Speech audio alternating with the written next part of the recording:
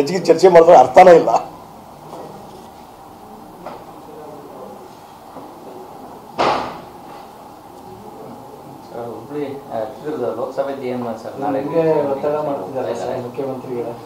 ಇಲ್ಲ, ಅವರು ಸಹಜ ಹೇಳಿದ್ರು, ಅವರು ಜಗದೀಶ್ ಶೆಟ್ಟರು ಆಸ್ಪರೆಂಟ್ ಇರ್ಬೋದು ಅಂತೇಳಿ. ನಾ ಇಲ್ಲರಪ್ಪ ಆಸ್ಪರೆಂಟ್ ಅಲ್ಲ ಅಂತ ನಾನು ಹೇಳಿದೆ. ಅಲ್ಲ, ಈಗ ನೋಡಿ, ಇಲೆಕ್ಷನಲ್ಲಿ ಒಬ್ರು ಕಾಂಟೆಸ್ಟ್ ಮಾಡಲೇಬೇಕು, ಮಾಡೇ ಮಾಡ್ತಾರೆ. ಅಲ್ಲ, ನಂದೇನದೆ, ನಾನು ಸ್ಪರ್ಧೆ ಮಾಡಬೇಡ ಅನ್ನೋದು ಯಾವುದೂ ನಿರ್ಧಾರ ಮಾಡಿಲ್ಲ. ನಾನು ಆಸ್ಪರೆಂಟು ಅಲ್ಲ, ನಾನು ನಿಲ್ತೇನೆ ಅಂತ ಎಲ್ಲಿನೂ ಹೇಳಕ್ಕೆ ಹೋಗಿಲ್ಲ, ಅರ್ಜಿನೂ ಹಾಕಿಲ್ಲ ನಾನು. ಮತ್ತು ಇನ್ನೂ ಅದ್ರ ಬಗ್ಗೆ ಕಾಂಗ್ರೆಸ್ ಪಾರ್ಟಿಯಲ್ಲಿ ಅದ್ರ ಬಗ್ಗೆ ಇನ್ನೂ ಒಂದು ಗಂಭೀರವಾದಂಥ ಚರ್ಚೆ ನಡೆದಿಲ್ಲ.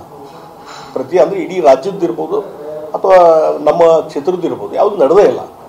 ಆ ಚರ್ಚೆ ನಡೆದಾಗ ನನ್ನ ಅಭಿಪ್ರಾಯ ಅದಾವು ಎಲ್ಲ ತಿಳಿಸ್ತೇನೆ. ನಾನು ಅಲ್ಲಿ ಗೆಲ್ಲಬೇಕು, ಹಂಗಾದ್ರೂ ಮಾಡಿ ಕಾಂಗ್ರೆಸ್ ಗೆಲ್ಲಬೇಕಂತ ವಾತಾವರಣ ಇದೆ, ಒಳ್ಳೆಯ ವಾತಾವರಣ ಇದೆ. ಕಾಂಗ್ರೆಸ್ ಈ ಸಲ ಗೆಲ್ಲುವಂಥದ್ದೆಲ್ಲ ಚಾನ್ಸ್ ಇದೆ.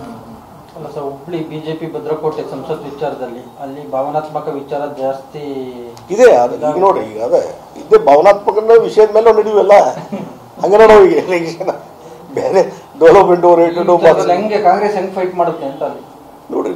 ನಾ ಒಂದು ಹೇಳ್ತೀನಿ ರೀ, ಅದನ್ನು ಆ ಇಲೆಕ್ಷನ್ ಬಂದಾಗ ನಾನು ಹೇಳ್ತೀನಿ ಅದನ್ನ ಯಾವ ರೀತಿ ಫೈಟ್ ಮಾಡಬೇಕು ಅಂತ ನಾನು ಮಾಡ್ತೀನಿ. ಬಿಜೆಪಿ ಅವರು ಒಂದೊಂದು ಟೈಮಲ್ಲಿ ಒಂದು ಎಲೆಕ್ಷನ್ ಟೈಮಲ್ಲಿ ಒಂದೊಂದು ಅಜೆಂಡಾ ಬಂದ್ಬಿಡ್ತಾರೆ ಸರ್. ಪುಲ್ವಾಮಾ ಇತ್ತು, ಈಗ ರಾಮ ಮಂದಿರ.